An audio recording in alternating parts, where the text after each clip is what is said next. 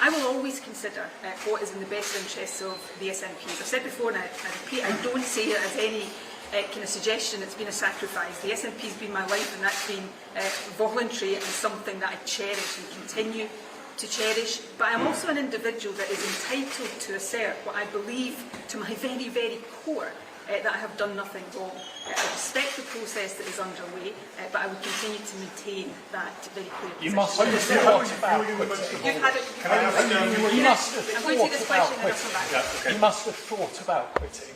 Look, I think about what's in the best interests of the party I've given my life to, what's in the best interests of the government that until very recently I headed and spent 16 years either being the head of or second in command in, and obviously I think a lot about, in this difficult situation, what is best for me as an individual. And I will come to judgments. People can disagree or agree with those judgments. That is entirely down to them. I understand some of the comments that have been made, but I take all of these issues and considerations very seriously. And I don't all shout at me at once. Is your husband also innocent when you're wrong? Look, and before I say what I'm about to say, I'm saying it as a statement of fact, not a loaded statement that you should read anything into one way or the other. But in a situation like this, I can only speak for myself, and I am only speaking for myself.